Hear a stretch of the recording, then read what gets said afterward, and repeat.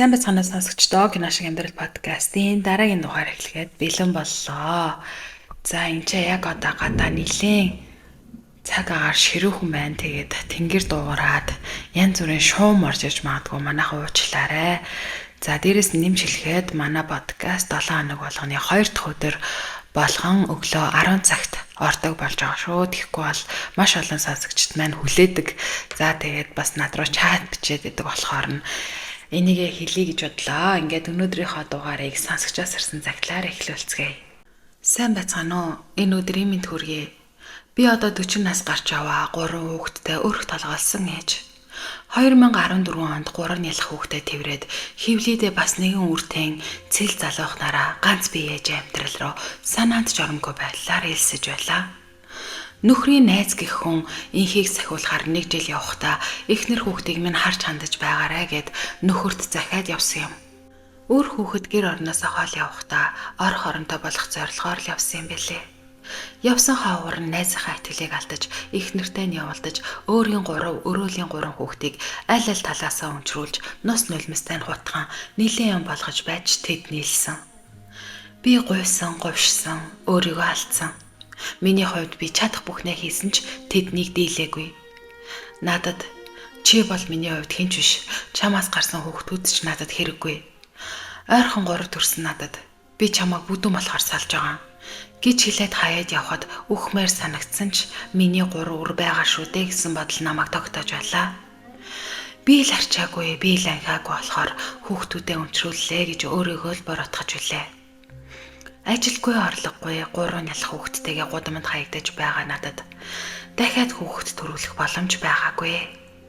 Хевлээд байгаа үрээсээ хідэнтэй уучлалт хүсээд зулбуулах юмч им авч уугаад хашаагүй, шалгүй дан хазгаа Монгол герт 3 нялх үрийнхээ хажууд цус алдан чичрээд даарад хөхнөөсөж гараагүй баг хүүхдээ хөхүүлж байгаад ухаан алдсан байсан.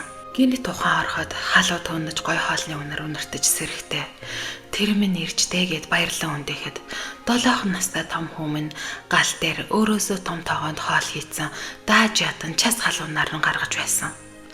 Ухас гэж басаад л бүхнийг ухаарсан. Шууд имлэг орж цэвэрлүүлээд одоо надад миний 3 өр байна гэд ханцуу шамлан нулимсаар шудраад үсээ шуугаад зориг орсон. Сайхан амьдрнаа гэж хүүхдүүдтэй амласан. Эерэг зөөлөн хүлцэнгүй дараахан би шийдэмгий зоригтой зоригтой хатуу хүн болж солигдсон.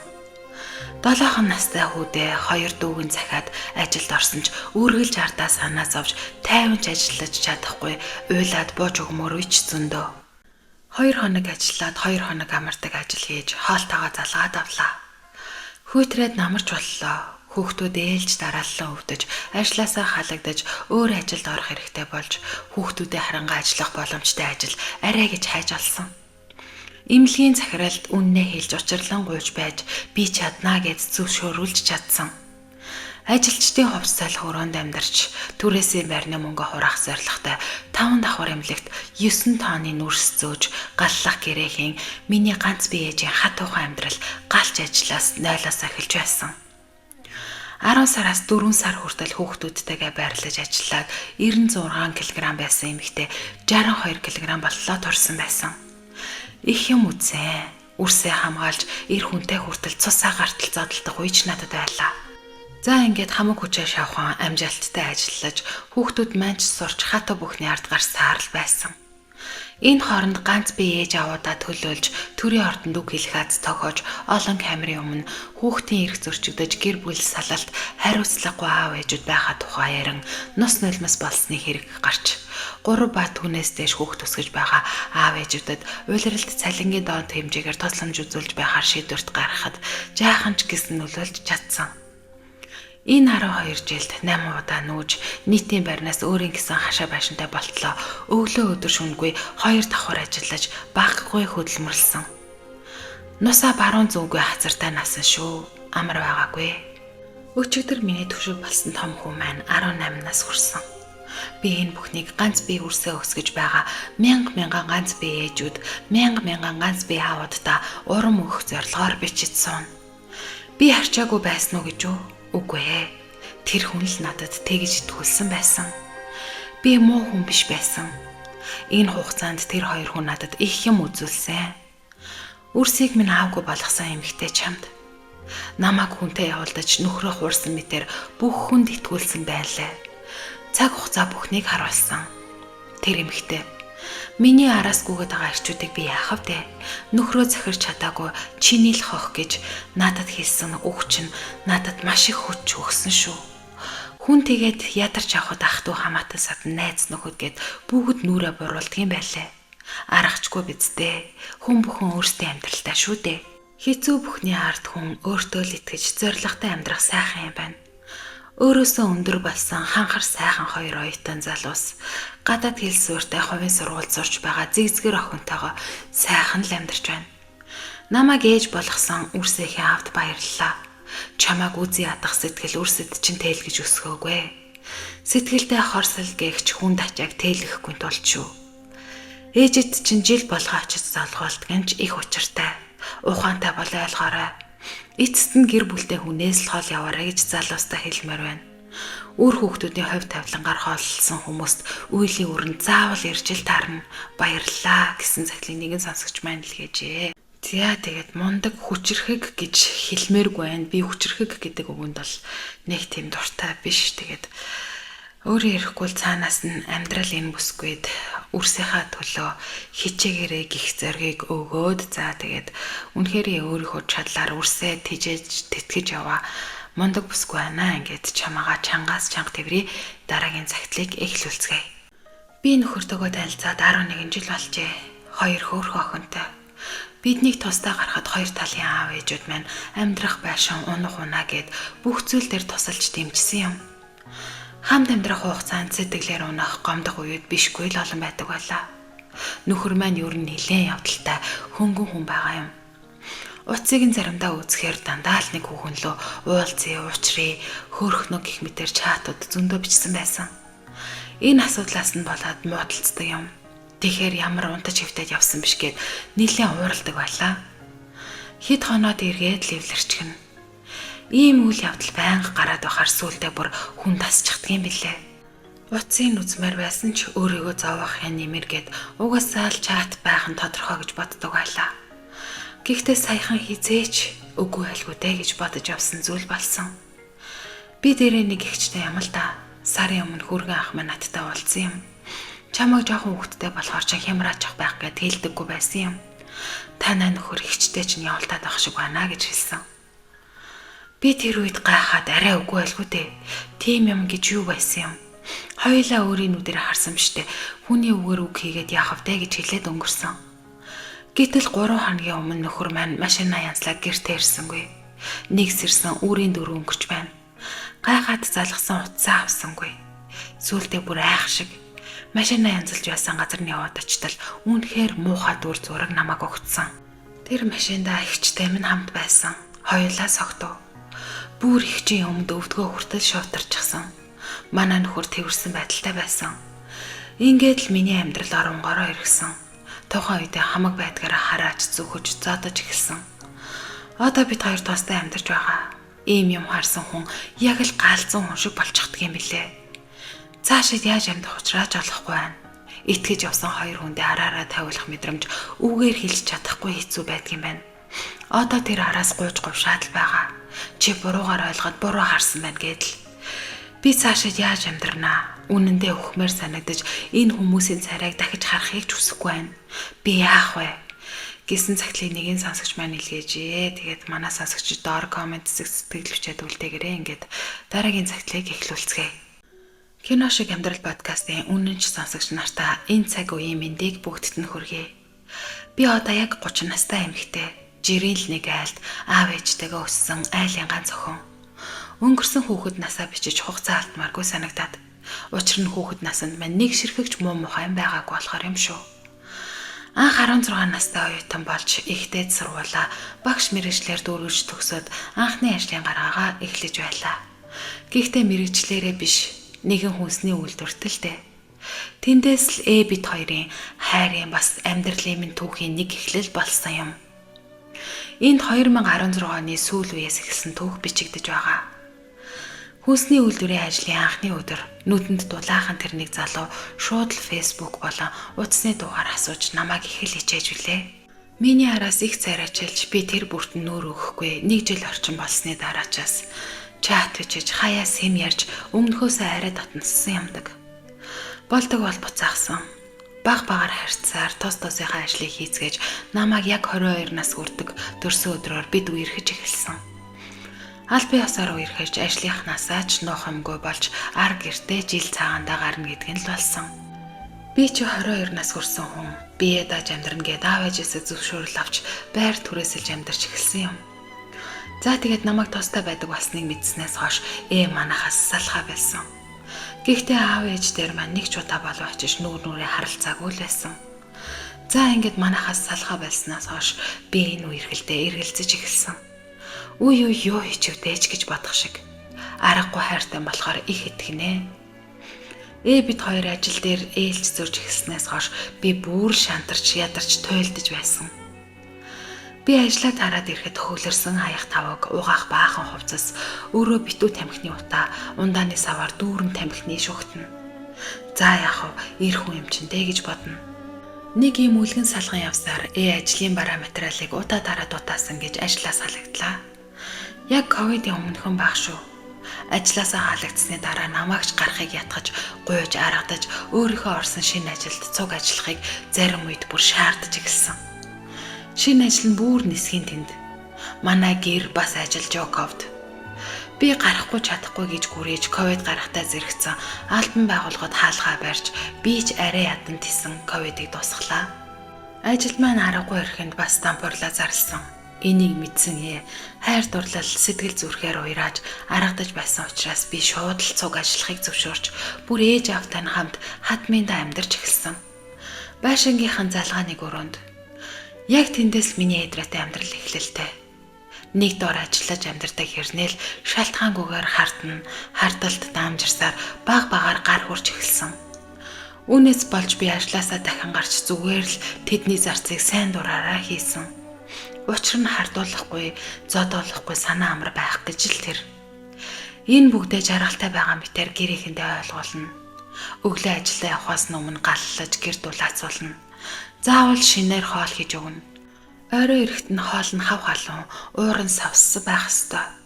Амралтын өдөр бүр их угаалга цэвэрлэгээ хийн. Ус аван түлээ бэлдэнэ. Шал шавхаг заавал мүлгэж гараараа угаана. Үгүй бол зодуулна. Зодуурын араас гажиг харгас инхрийлэл. Чамдаа хайртай болохоор л тэгсэн гэсэн үгнүүд. Өдөр залхахт нь нэг л дуудлага чат мессежд нь хариу өгөхгүй бол нөгөө л нэг зодуур. Тэдний хаашаанд 2 метр орчим ухсан том нөх байдаг байсан юм.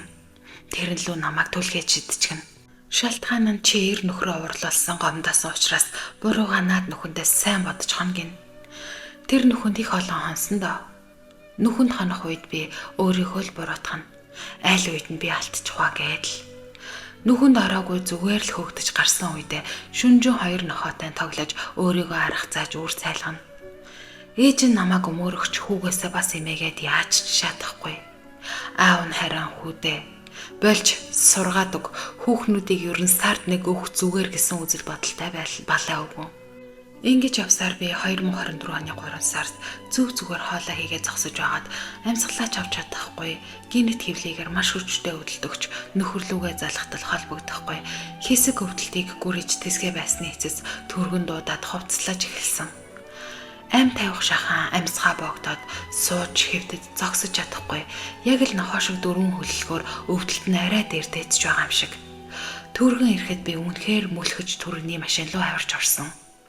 Имлэг рүү орохдоо мүлгэж орсон. За ингээд имлэгт ирж шинжилгээ үзлэгийн дараа би өөрийгөө савны гадуурх жирэмсэн, бүр маш томорсон, хэсэгэн хугацаа өнгөрсөн бол дотроо хагарах аюултай байж гэдгийг сонссон. Ингээд яаралтай хаалгаанд орохоор бэлдэж эхэллээ. Нөгөө кинон дээр гардаг шиг бүхс нь гарсан доогуураа нүцгэн хувцсан өмсөд тэрэгэнцэр дээр суугаад совилгчаар төрүүлчихсэн. Хаалгаанаас өмнө ийм боллоо гэд нөхөрлөгөө мессеж өчөөд үлдээчихсэн. Хаалгааны эхний шөнө наркоз гараад өвдөлт их байх учраас шүн сахиур хэрэгтэй гэд яалтчгүй нөхөр ирсэн. Угаасаа сэтгэл хөрчгсөн боломж гарвал саландаа гэж бодож байсан би чинь имлэгт 9 хоноод арай тэнхрээд шууд буцаад аав ээж дээрээ очсон. Тэртээ тэргүй гуйж авсан ихнэр нь биш юм чингээд. Харин имлэгт байхдаа маш олон ямыг олж мэдсэн. Бас маш аимшигтай үгнүүдийг нөхрөөсөө сонссон. Хартаад байдаг хүн чинь харин өөрөө нууц амрагтай бүр дундаасаа хүүхэдтэй болж таарсан. Нууц амрагийнхан тоо бүр 1 биш, 2 биш, 3 ч байх шиг. Надаас авсан мөнгөөрөө хамгийн залуу нууц амарга амралтанд авч явж зугаацсан гэд мэдсэн бүхнээ хэлэхэд өөдөөс зугаацуулах хэрхийг нь боож хаалаа хагалгааныхаа орон дээр өгөхгүй яав гэд нөгөө л айхтар өгнүүдээ урсгаж эхэлсэн. Хадмуудаас хинч ирээгүй, ирээд ч хэрэггүй. Ингээд гэртээ аав ээжтэй очисны араас хэсэг дарамтлсан. Цонхоор ч орж хоолагч нь хэрчин гэдэл. Шатаанл гин эсвэл надаас болж амаа хорлсон гэд загтал бишиж үлдээгээд гэрээ минь гадаа өөрийгөө хорон савны гадуурх жирэмсэлт байхыг бодоход миний хүүхэд биш байсан биз дээ. Би хүүхдийг бол баттай хийдэг л гин аймар аимшигтай. Ингэж 1 жилийн хугацаа өнгөрч 2025 оны цагаан сарын өмнө нэг өдөр ярилцах чухал юм байна. Гараад ирээч гэд бүтэн өдөржин залгаад бичээд бүр нэг төвхтэй байхаар нь дотроо имэж гарахтаа ээгийн машинд нь суугаагүй юм. Тэр үед аав ээж хөдөө явчихсан. Яг 2 хоног эзгүй байж таарсан. Ядаж байрны гадаа ил зогсвол өөрт минь аюулгүй гэж сэтгэсэн хэрэг. Ингээд хэсэг ярилцаж зэрэгцээ цандал дээр сууж байхад гидсэнд нэг хатан юм тулах шиг боллоо. Юу илээ гэд хартал надад цаасны хутга тулгачихсан. Дагаад яв гэд юу ч болоогүй юм шиг сууж байсан. Байрны хамгийн хойд харанхуй хэсэгт очих хүртэл нөгөө л нэг аимшигт өгсүүд. Салж явсанд хорссон юм гин. Нууц амрагтай муудалцуулсан би буруутай юм гин. Амьдралд нь саад болсон гинэ би.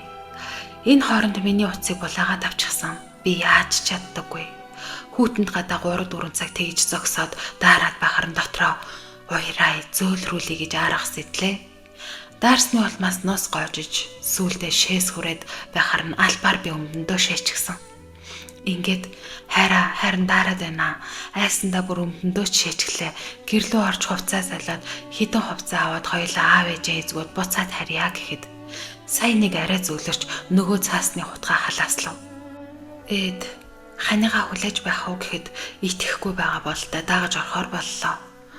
Ороод нүдэн дээр нь хувцас сольж усанд орж дараад халуураад эхэллээ гэж хэлэх зураа яаж зогдох вэ? Эсвэл яаж гундуудах вэ гэж бодсоорлаасан. Нилээ орой болчихлоо. Хоёлаа эндээ унтаад өглөө эрт яваа тэхүү хайраа ханаа гэж хэлж аргадаж зөвшөөрүүлв. Гинэд толгойд санаа төрсөн нь чи тамхи татаад унтаарэ. Тэгээд шүн унтуулахгүй босож гүгээд байваа гэж аргадангуй хэлэнгээ. Балкон лүүд түүний гаргах зураа сэмхэн утсаа аваад 0 орсон. Арай тайвширсан гэн мэдсэн ч бухимдсан үедээ тамхиг хит хидээр нь угсруулж татдгийг нь мэддэг болохоор цагдаа луу 50 залгаж дуудлага өгсөн. Хитэн дуудлагын дараас очин шүүгнэ. Ингээд тамхилалт дууслаа. Би ч уцаа сэмхэн буцаагаад тавилаа. Орондоо ороход цаасны хутгаа дээрэнд ороо хийчихсэн. Нөгөө л заван гажиг инхрээлэлд. Гэлээгээд цагдаа хаалх тогших хүртэл тисгээс өөр аргагүй. Уудалгүй цагдаа доор хаж 40 минутын дараа ирсэн. 40 минут цагдаа ирэхийг хүлээсэн айдас төвшөр надад тэр үедээ 400 жил шиг санагдаж байсан. Ингэж л би тайвширсан. Энэ хугацаанд баг-багаар хизээ нэг өдөр хэрэг болно доо гэсэн бүх баримтуудыг цагдаад өгч болсон бүх процессыг бүгдийг нь хэлсэн. Цаасны хутга тулгуйлж, үс дүүлж ноцтолдох үед би гараа буглаг орчим зүссэн байснаа. Бас намайг ил биш даалт газар хазаж, базаж, чимхэж бүр гарын алган дээр тамхи унтраасан шинхэн түлэгдэлтийн шарах гэд бүгдийг нь үзүүлсэн. Алах гэж оролцсон нь нэг биш удаа гэдгийг бүх зүйлээ хэлж гомдолтой байгаагаа хэлсэн. Миний цагдаагаас гойсон ганцхан зүйл нь аав ээжид минь л битгий хэлээрээ. Би насанд хүрсэн хүн учраас асуудал нэг тийшин шийдэгдэх бүрэгдэд зөвхөн өөрөө л оролцмаар байгаагаа хэлсэн. Учир нь ээж минь зүрхний өвчтөй хямраач цочролд оруулж болохгүй гэдгээ хэлж гойсон. Ингээд шүүх хурал болж зохих шийтгэлээ авч би бүр сая л нэг уужирсан. Шүүх хурал дээр нууц амаргийг нь хүртэл гэрчээр авчирсан байсан. Одоо бүгд дууссан. Энэ бүхнийг чамайг чин сэтгэлээсээ хайрласныхаа хариуд чамд ариун нандин биегээд бүхнээ зориулсныхаа төлөө чамаас хүртсэн. Одоо харин ээд хэлгээд харанхуйны хүнд орох бүрээд чиний нүдний гал унтарч миний нүдний гал сэрэхийг би маш сайн мэдж байсан. Тийм ээ. Би нүхэнд унсан бас хонсон эмэгтэй. Бусад үеийн бүсгүйчүүдтэй хэлгээд нүхэнд битгий унаарай гэмээр байна гэсэн загтлыг нэгэн сонсогч маань илгээжээ. За тэгээд загтал бичсэн сонсогчдоо баярлалаа. Чанга тэрвэрлтийг илгээе. Манай шуурхай албаныхан 40 минутын дараа ирсэн гэхээр бүр ингээд амар санагдаад байгаа байхгүй юу? Тэр хооронд чинь тэгээ баг хэд дахин удаа үхэх хэмжээний цаг хугацаа өнгөрчөөд идэг. Тэгээд хідэн дуудлагын дараа очноо гэд ингээд тайван байж идэг бас л аюун шиггүй зөрөгтэй хүмүүс юм аа гэж бодлоо. Тэгээд мэдээж цагдаагийн одоо шуурхай албаныхан маань авандаа сайжрах байх гэж найдаж гин. Тэгээд энэ хүү охин маань өөрийнхөө зориг төвчээр зал мэхээр бас өөрийнхөө амийг аваад гарсан санагдлаа. Ингээд дараагийн цагтлыг эхлүүлцгээе. Ээжийнхээ том охин нь болоод хэдийн 28 жилийг үтжээ. Ээжийнхээ том охин гэдэг нь би даагуур охин юм л да. Ээж минь нэг хүнтэй суусан нь миний 3 дүүгийн аав, миний хүндэлдэг дээдэлдэг аав. Гэхдээ яг өнөөдрийн хувьд шүү, урд нь бол тийм байгаагүй. Ээж аав маань хөдөө малтай эгэлж иргэн лайл. Угаасаа л би өөрийгөө даагуур охин гэдгээ мэддэг байсан. Ээж минь ч бас баг байхад хэлдэг байсан юм. Гэхдээ л хүүхэд болсон хойно баг зэрэг гадуурхалт мэдэрнэ. Буруу зүйл хийн, аавдаа зэмлүүлнэ. Надаас болж аав ээж хоёр маргаалдана. Хойд аав ээжэд маань их хайртай, арх уудаггүй, зодож цогтөггүй. Миний төлөө бас дүүнэрийн минь төлөө л хүн. Миний том дүү надаас 3 насаар дүү хамт өссөн болохоор би биедээ их хайртай. Ер нь бол 3 дугаар анги хүртлээр би том дүүтэйгээ хоёулахна жаргасан. Аав ээж залууч байж, мал хуйхтэй, хүнээс тутгааргүй сайхан байсан. Би 4 дугаар ангид орох жил 2 дахь дүү маань төрсөн. Би угаасаа л даагуур хүүхэд юм чинь гээд аав ээжтэй тус тэмтэй байж ижил энэ гэрийг сайхан уур амьсгалтай байлгана гэж бодож хичээж чадах бүхий л ажиллаа хийн. Хаваа татаж, дүү нараа харж, гэрээ цэвэрлэж, морь унаж, хондоо явж, 9 настай охин хөдөө гэрээ сагж үлдээд үхэр малаа хариулж бүр морь чөдөрлөдөг байсан. Одоо бодохоор яаж тийм их зориг гаргадаг байснаа гайхдаг. 10 нас хүрэх жил баг дүү маань төрөх гээд дүү бид хоёр сургуульд орж ээж маань тэр жил сумд өвлжиж аав маань хөдөө сумын хооронд 90 орчим байдаг байсан. Ээж маань дүүг төрүүлэх гээд дэмлэг твдэг үед миний хайртай, миний хүндэлдэг аав минь намайг оролцсон. Яг бол хүчндээгүй учраас ээжийнхээ сэтгэлийг зовоохыг хүсээгүй. Ааваас ийм үйлдэл гарахад би анх гайхах, айх зэрэгцэж, гэр орноо улам сайн цэвэрлэж, дүү нараа улам сайн харуул аав дахиж тийхгүй байх гэж боддог байлаа. Хэрвээ ээжтэй хэлчихвэл дүү нарт минь хэцүү, дүү нараа ч аавгүй өсөхөөс айсан, гүрийсэн. Хондоо явах гээд аав моринд мордуулж өгөхдөө дандаа миний бэлэг эрэхтэнд гаднаас нь хүрнэ. Чихээ ухуулна гэдэг нэрээр өвдөг дээр дэрлээ твтгэхдээ гараа дандаа салтаар өгин. Би өгтлээ айдаг ч гэсэн энэ байдлаар 2 жил болсон.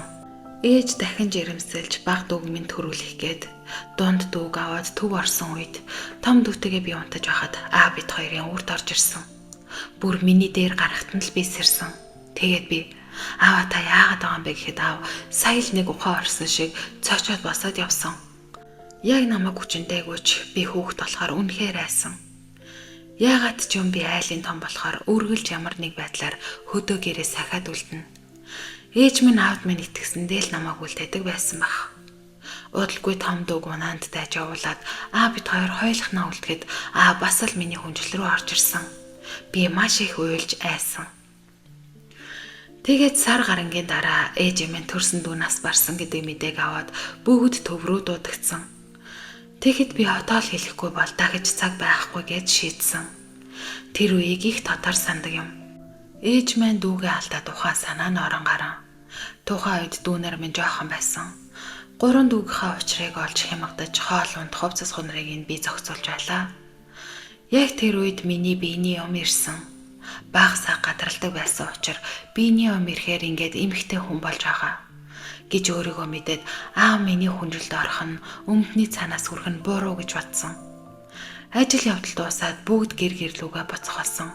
Тэгэхэд би гэрлүүгээ харихгүй гэж зүтгэсэн. Имээгийн дөвлтгийг илүүд үтсэн юм. Ээж уурлаад Ээжтэй тусалж дүүр нараа харахгүй яах гээд байгаа юм гэж уралсан. Аавч уралсан. Ээж минь 3 дүүтэй, наагц эгч нар минь надад ухаангүй хайртай. Намайг уйлаад эхлэх үед нэг наагц эгч маань аргадаж яагаад явахгүй гээд байгаа аав нь зодоо юу хийцүү байна уу гэж асуусан. Тэгт нь би уйлаад бүхнийг хэлсэн. Анх 2 дахь дүү төрөхөд ингэсэн, 3 дахь дүү гарахад ч ингэсэн. Саяхан миний хүнжил рүү ороход нь би айсан гэж хэлсэн. Тэрийг сонсоод ээжийн биеийн шууд муудсан. Аав тэр үед ээжийн талд алтан хүргэн гэж хүндлэгддэг байсан ч тэр нэр хүнд нь яг тэр өдрөөс нав сонсон. Ээж минь надад ээж нь охиноо бодоод ааваас нь салъя гэж гуйсан. Гэхдээ би хувиа хичээж ээжигээ салгах зориг зүрх хүрээгүй. Хайртай 3 дүүр минь надаас болж эцэггүй болж болохгүй штэ гэж ээжтэй хэлээд охин нь гэртээ очихгүй байчи. Та нараасаа хол бай гэж хэлээд 8 дугаар анги хүртэл хаяал нэг хөдөө гэрлүүгээ очдог болов. Очих үед ээж маань хаашаач явсан намайг өөрөөсөө огт салгахгүй дагуулж явдаг болов. Үргэлж намайг өмөрч аавтай хэрэлдэж тэр гэрт намайг л байвал хэрүүл тасардаггүй байлаа. Надаас л болж ээж минь хэцүү амьдарч байгаа гэж бодоод би шинэ хувцас авдаггүй байлаа. Нэг удаа ээж маань 10 нас хүрээгүй байх үед миний хажууд дүү нартайгаа хууч хурч байхдаа би том охиныхоо аавтай зүгээр нэг л унтсан. Тэгээд тэрний хүүхэд биш байх таа гэж бодож байсан чинь төрснийхөө дараа яг тэрийг дуурайгаад гараад ирсэн гэж хээвнэг хэлэхэд нь зүрх маань зүсэгдэж байлаа. Тэрнээс хойш би ээжийн хүсээгүй хүүхэд болохоор би л хичээж дүү нараа сайн харж явах ёстой гэд бүх зүйлийг төгсгийх гэж хичээдэг байсан. 9-р ангид төгсөөд ээжийн нэг дүн дарханд сурдаг байсан юм. Би ихчдэр очиж коллежид сурахаар шийдсэн. Ээж ч зөвшөөрсөн. Хөөх юм уу ээж минь хож уухарсан байх гэж боддог юм. Миний гаргасан бүх шийдвэрийг хүлээн зөвшөөрч дэмждэг болсон байсан нь баярламаар. Би ээж аваасаа юу ч авахыг хүсдэггүй байсан ч ээж минь аавтай хэрэлдэн байр надад мөнгө нууцаараа өгдөг байсан. Бид хоёрын харилцаа дээрдэггүй. 12 наснаас хойш аавтай огт яриагүй. Хаяа нэг ээжтэй ярьдаг. Тэр үед би дүү нараа л их сандаг байсан да. Тэгээд анх удаа ээжихээ авч өгсөн чирдэг цүнхэнд хувцас хийгээд коллеж гэж ямар ч юм байдгийг мэдэхгүй. Хүмүүсийн хэлдгээр Темсийн охин болохоор нутгаасаа гарсан. Би буруу замаар ороогүй, муу ч охин байгаагүй. Коллежид би 4 жил сурсан. Дүммэн мэдгэдэггүйцтэй шилж олон ч найз нөхөдтэй болж анхны хайртайгаа ч учирсан. Тухайн үед оюутны 45,000-ыг авч байдаг байсан бол 70,000 болсон үе. 15 настай охин бие дааж яваад бүх зүйлийг шинээр эхэлж өөрийгөө олж авсан.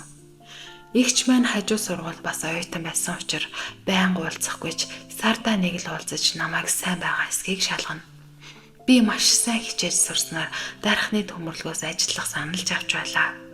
Намар ногоо хураалтанд явж өвлийн хувцаа базаачхна.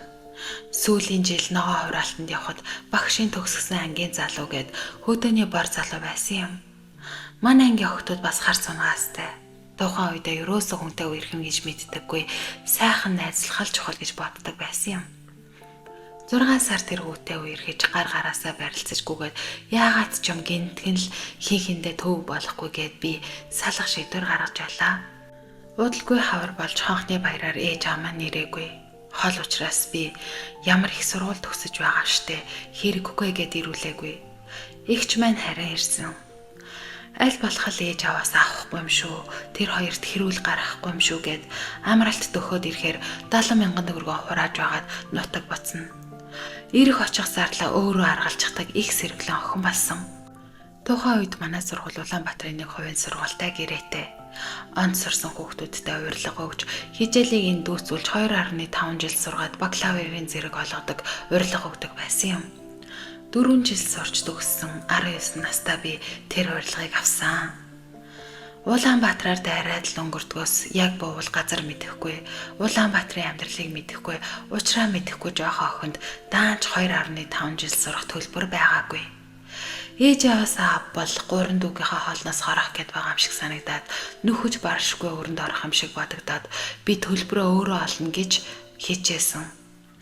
Гэвч бараагүй.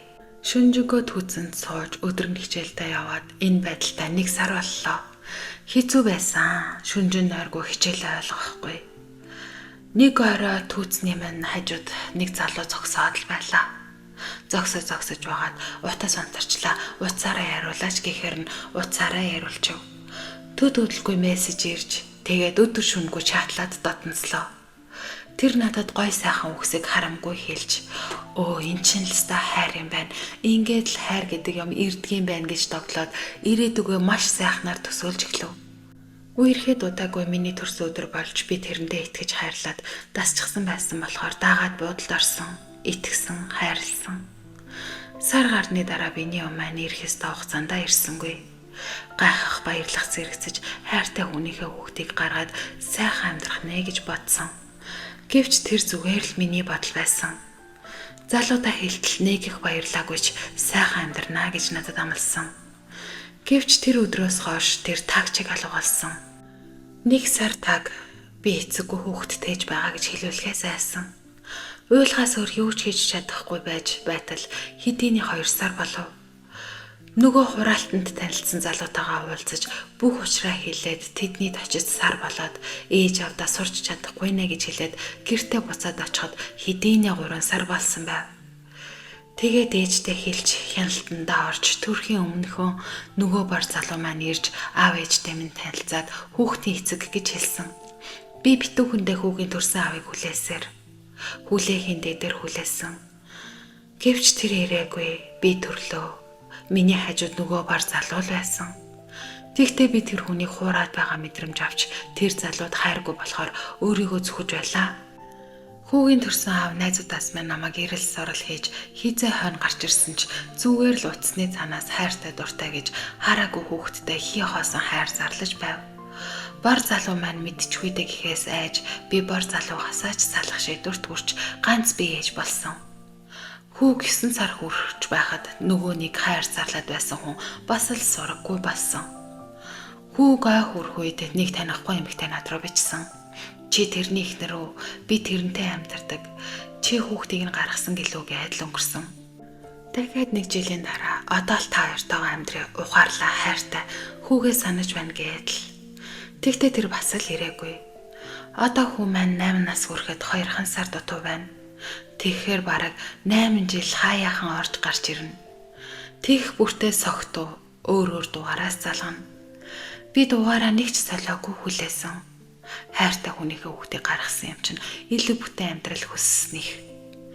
Тэгтээ зөвхөн тэр хүн залгахгүй янз бүрийн хүүхнүүд бичин залгана.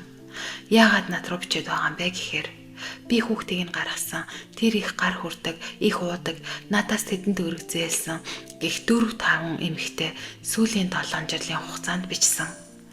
Тэр хүнд би 5 төгрөгч өгч байгаагүй, авчиж байгаагүй, шүүх цагдаа гарч явж байгаагүй. Зүгээр л хайртай байсан, хайр унтарсан, хөрсөн.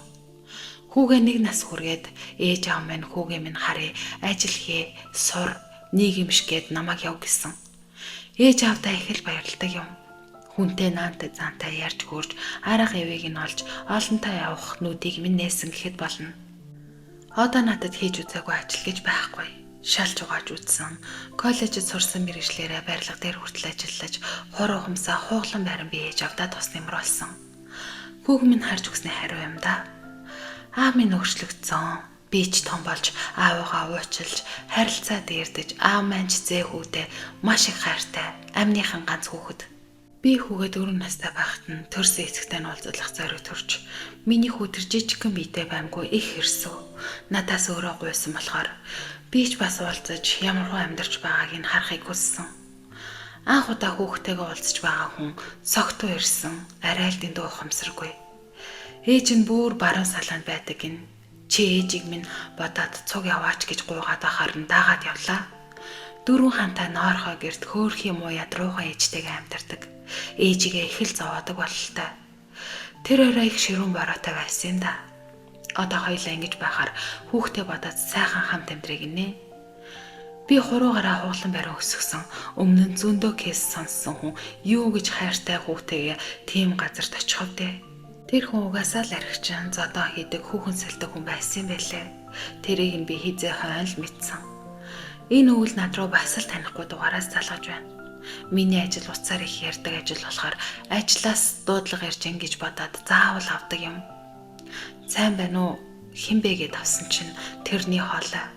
Би завгүй байна гэсэн чинь уурлаж намайг элдвээр хараад нэг шөнийн хүүхэн минь би хүүгээ авмаар байна гэсэн. Яагаад ингэж байгаа юм бэ гэсэн чинь чи шоудад явж байгаа юм уу? Цаан чинь ирчүүд дуурайд байна гэсэн. Уг нь би хурал зөвлгөн гээд их л боломжийн ажил төрөл хийгээд амьдарч байгаа. Тэгэхэд тэр хүний ухамсар боловсрал нийгэм дэслэг байр суурь нь яг л тийм арх удаг ихийгээ зовоодаг хүн. Энэ бүх амьдралаараа туулсан зүйлээс юу хэлэх вэ гэвэл нэгт охин хүүхдээ бусдаас харамлан хайрлаарай. Итгэж болох хүн чинь хүртэл юу ч хийж чадна шүү. Хоёрт хүүхдийг хүүхдээр нь байлгаж хүүхэд насыг нь хайрлаарай. Гуравт хүнээ зөв таних удаан үе эргэж байж хүүхдтэй болоорой. Сайн танаагүй хүн чинь ар атанч байж болно. Дөрөвт үүлийн үр гэж байдаг шүү. Би бол бор залууга гомдоосоо үүлийн үрээ эдэлж байгаа л гэж боддог. Олон жилийн дараа би уушлалгүйсэн. Би анханасаа сайн хүнтэй уулзсан бол бор залууга гомдохгүй л байсан байх та. Хүүгийн аавч бас үүлийн үрээ эдлээд явж байгаа гэж би боддог. Хэрвээ ухаарад ирсэн бол би хүлээгээд авах, амьдралаа босгох ухаан надад байсан гэсэн цаглыг нэг нь сонсож байна л гэжээ. За тэгээд амьдралынхаа олон төрлийн өнгийг сэтгэл зүрхээ уудлан байж гаргаж бичсэн чамдаа баярлалаа. Томоос том чанга тэрвэрлтийг илгээе. Ингээд өнөөдрийн дугаараа энэ хүрээд өндөрлөө. Та бүхэн минь цаглаа бичиж явуулаарай. Комент хэсэгт байгаа линкэн дээр дараад л бичиж болно. Мөн subscribe дараад өгөөрэй манайхаа. Ингээд дараагийн дугаараар дахин баяртай уулзцгаая. Bye.